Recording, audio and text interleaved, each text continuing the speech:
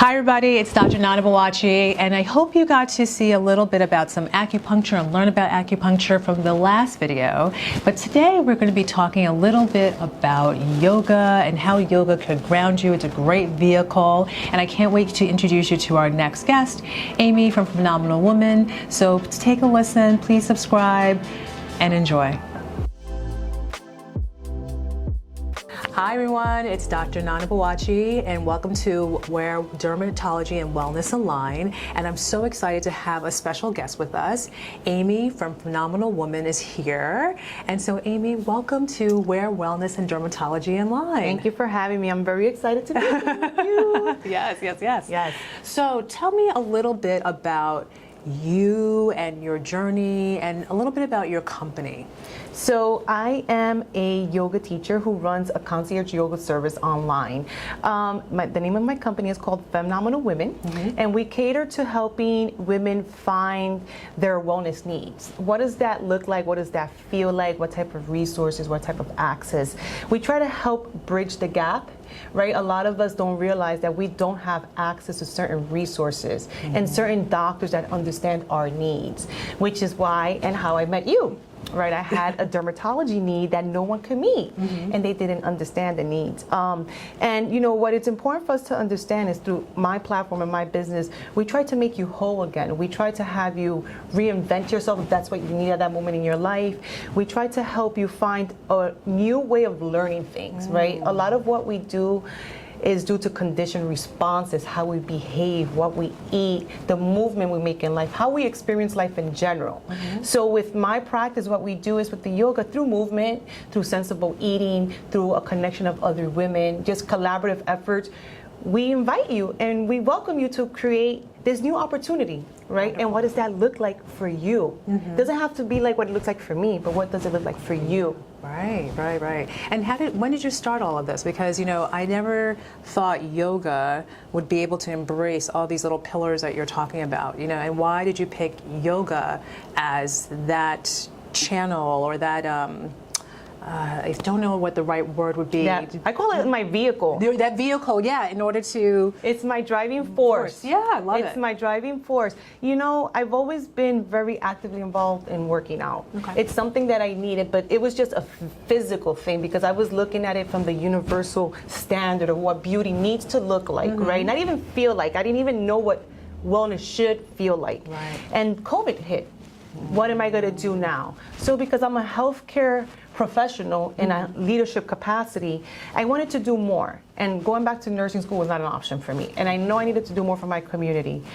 So I was like, what can I do that can encompass mental health, wellness, just the spirit and the body come together? Yoga. Yeah. I've practiced yoga for over 6 years. Bikram yoga. Oh, really? Yes. Okay. And, you know, intense. But I never felt as focused the way I do when I practice my yoga.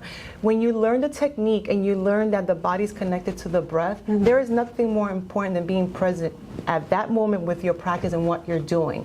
So what happens is, yoga provided me the vehicle to be self-aware of what I needed, self-confidence, because yoga is very challenging, and I think that's why people feel so afraid.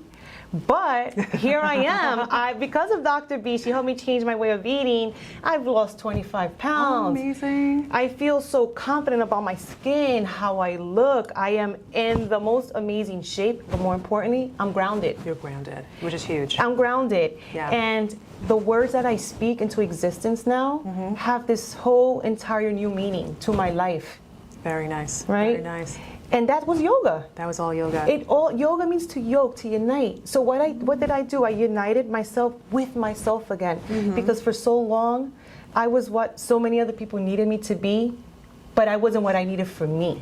Amazing. And I didn't know what that looked like. Right. So it's so interesting because some people will say, well, I've been practicing yoga for 6 years, but it wasn't until the pandemic that you became more grounded. So is it just because you had more time to yourself? Like, what is it? Why? Because you know, everyone had some people had the opposite for the pandemic. They gained weight. They had more acne. Yes. But for you, it seemed like you had this total transformation. I took advantage of an opportunity.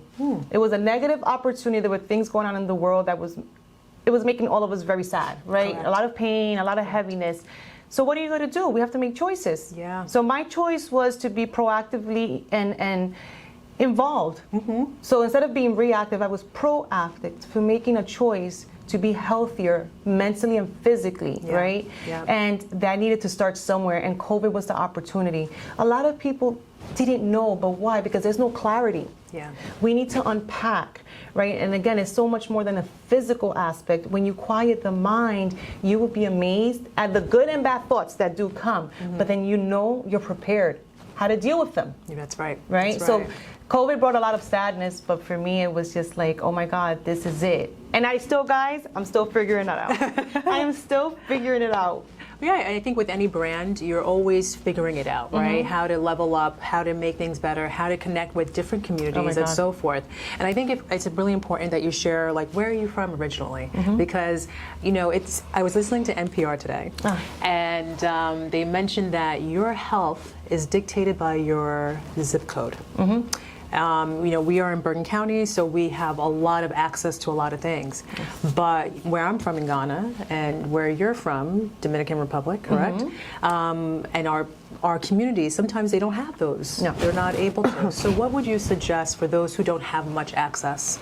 How could they start? Asking for help. Asking for help.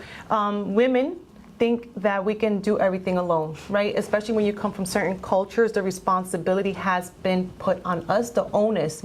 If you don't ask for help, we won't know that you need it. That's so true. You need to be proactive again in asking for what you need. But you need to know what that looks like.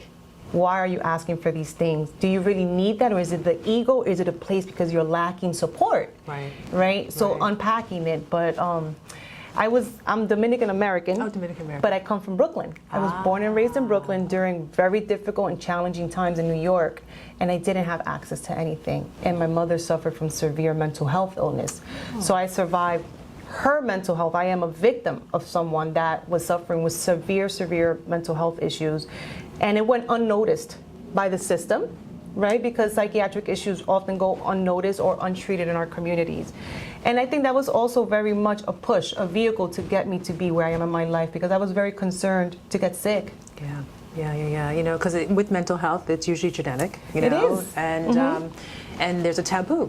Yes, there is. So it's so important to see a therapist. I feel like I tell all my patients, it's cathartic. Just go. It is. You know? It is. It's scary. You know, with the asking for help, why? Because of that. Because you're not only asking for help for yourself, but for your family. So true. Because we don't know how to cope with what you may need. That's right. So it's really important. It is really important. What other tips would you like to share with our community today? I think it's important to monitor what we eat. My favorite topic. Right? Because we need to identify how these chemicals and these processed foods, what they do to our brain, right, and our behavior and how we are feeling. They dictate our moods. They dictate how we sleep. If we're not sleeping well, you're not going to feel well. That's right. Success, a lot of it, people like to say abs are made in the kitchen, but so is your mental health. So true. Right? Your mental health is made in the kitchen. So I challenge my clients and people, just for a week, go through your cabinets and your fridge and your shopping list, right?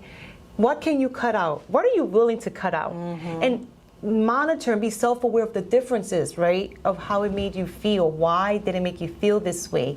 And that's a huge tip. That's a plus for me.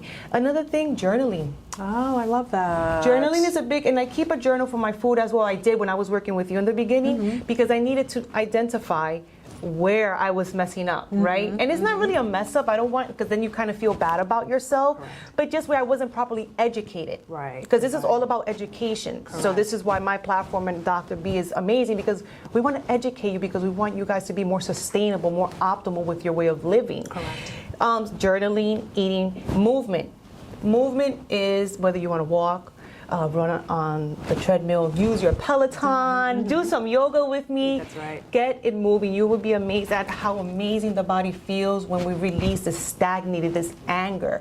Sometimes you're angry for no reason. Right, and you're allowed to be angry. And you are, and I give you the space to do that. But if you don't journal, what you're doing, you probably don't even realize the things that you're not doing that are not healthy. That's right. You're right. Okay? You're right. Yeah, for sure. So those are 3 things that I always advocate for. The kitchen. The kitchen. The kitchen, the food, your mental health, it is dependent of what you're eating. For sure. Right? For sure. We live in a very chemically induced world. You're journaling.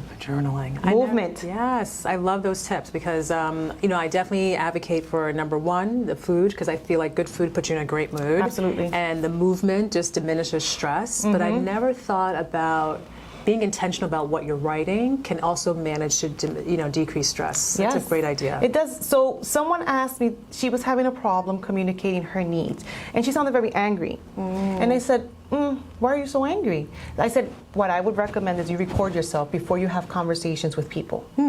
How are you going to approach them? I said, the same way you would approach them, I want you to record yourself.